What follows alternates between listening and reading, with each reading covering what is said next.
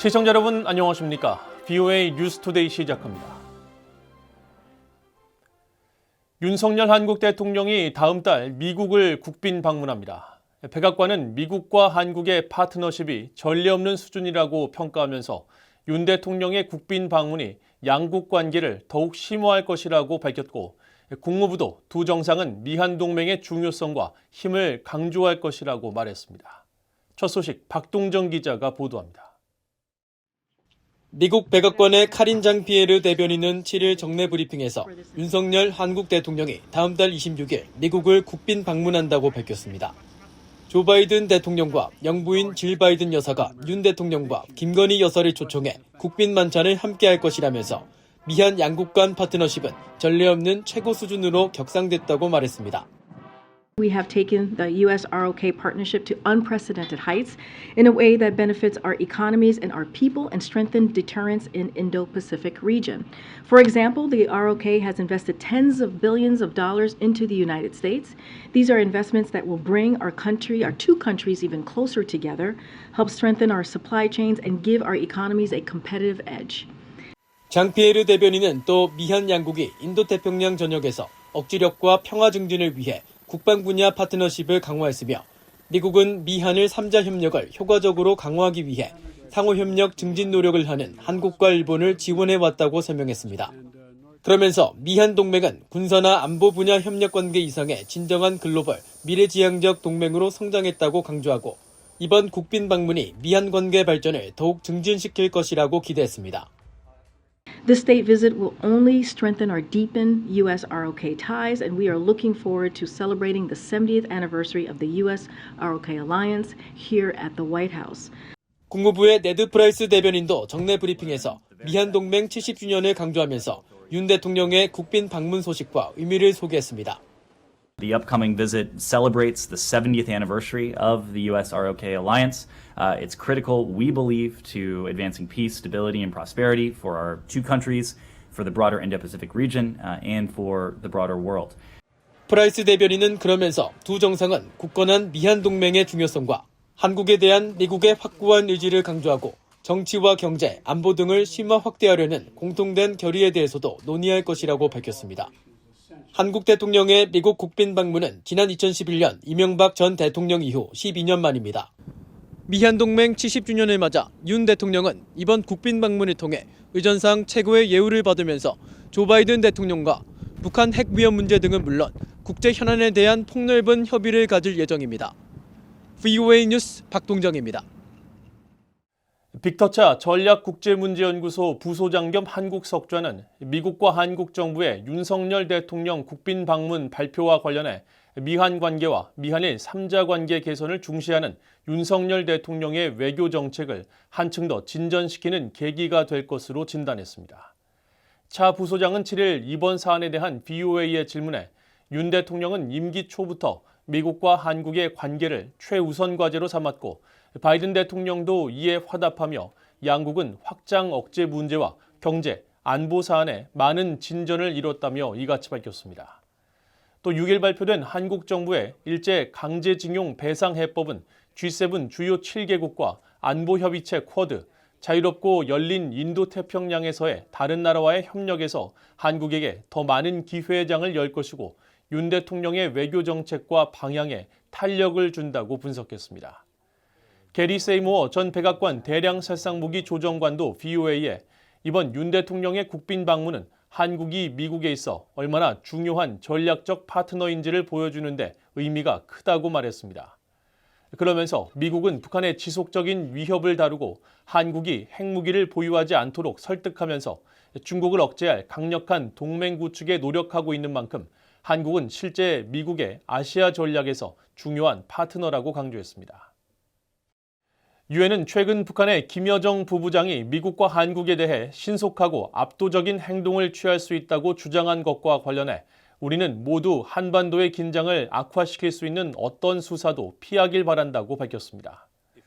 유엔의 파르한 하크 부대변인은 7일 정례 브리핑에서 관련 사안에 대한 논평 요청에 궁극적으로 우리는 당사국들이 대화에 복귀하고 한반도의 평화적 비핵화 달성을 위한 방법을 모색하길 바란다면서 우리는 당사국이 그 목적에 도움이 되지 않는 어떤 것이라도 피하길 바란다고 밝혔습니다.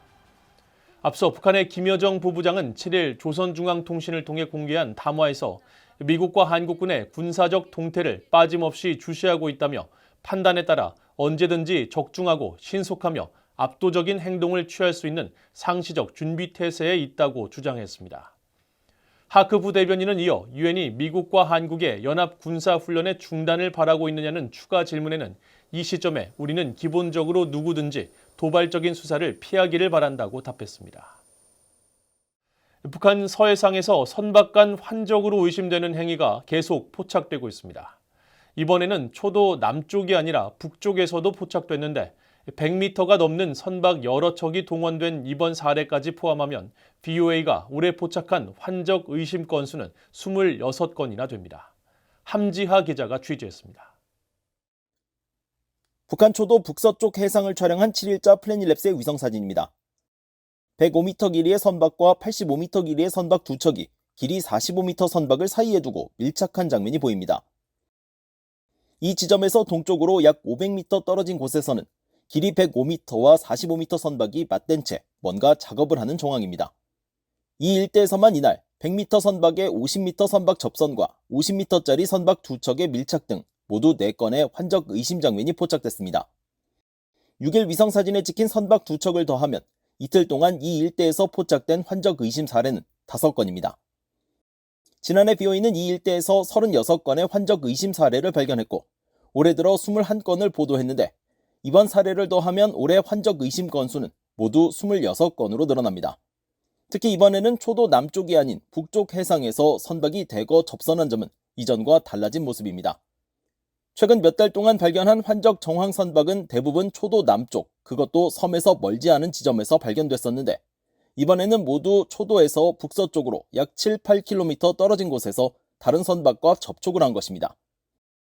유엔 안보리 대북제재위원회 전문가 패널은 연례 보고서 등을 통해 북한이 공해상이 아닌 자국 영해에서 선박 간 환적을 벌이는 신종수법을 동원하고 있다며 초도 인근 해상을 주요 환적지로 지목했습니다.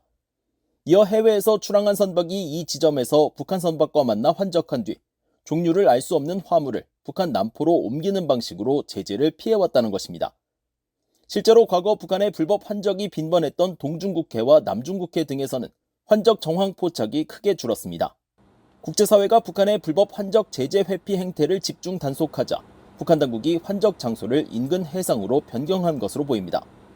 전문가 패널의 에릭 펜튼보크 조정관은 지난해 BOA에 보낸 이메일에서 서해상 환적에 대한 조사가 계속되고 있으며 어떤 유형의 물품이 환적되는지, 선박이 어디에서 출항했는지 등에 관심을 두고 있다고 밝혔습니다. 그러면서 환적된 물품은 제재 대상이 아닐 수 있지만 북한 선박과는 어떤 물품을 환적하더라도 유엔 안보리 결의 23755호 11조에 따라 제재 위반이라고 확인했습니다. BOA 뉴스 함지아입니다. 폴 라카손의 미국 사이버 사령관은 미국 정치에 개입하려는 상위 4개 나라로 북한과 중국, 러시아, 이란을 지목했습니다.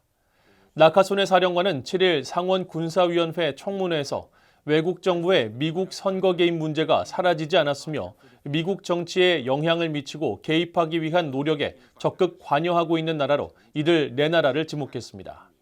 라카손의 사령관은 또 청문회에 제출한 서면 보고서에서 북한은 다른 나라에 거주하는 북한 정보기술 노동자들의 지원을 받는 사이버군을 유지하고 있다고 밝히고 최근 그들의 활동 가운데 상당 부분은 정권을 위해 암호화폐를 탈취하면서 제재를 회피하고 있다며 그들은 여전히 위협으로 남아있다고 지적했습니다.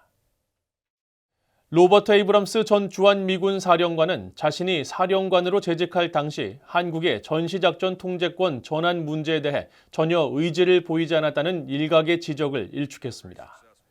에이브럼스 전 사령관은 7일 부승찬 전 한국 국방부 대변인의 최근 저서에 언급된 전자권 전환 관련 내용에 대한 BOA의 서면 질의에 자신은 이 문제와 관련해 일관된 입장을 보여왔다면서 조건에 기초한 전자권 전환 계획은 미한 양국 국방부에 의해 공동으로 승인되고 서명된 합의사항임을 분명히 했습니다. 그러면서 한국군이 연합 방위를 주도할 능력이 있음을 입증하기 위해 충족해야 될 상호 합의된 3가지 조건이 있다며 자신이 2021년 한국을 떠날 당시 일부 역량 획득과 배치에 많은 진전이 있었지만 나머지 역량과 배치에 여전히 많은 작업들이 남아있다고 지적했습니다. 앞서 한국의 전임 문재인 정부에서 마지막 국방부 대변인을 지냈던 부승찬 전 대변인은 최근 펴낸 자신의 회고록에서 지난 2020년 10월 미국에서 열린 한미 안보협의회에 참석한 에이브럼스 사령관의 발언에서 전작권 전환 의지가 전혀 없다는 것을 느낄 수 있었다며 당시 그가 핵심 능력을 먼저 구축하라고 막말을 했다고 주장했습니다. 이상으로 VOA 뉴스투데이를 모두 마칩니다. 시청해주신 여러분 고맙습니다.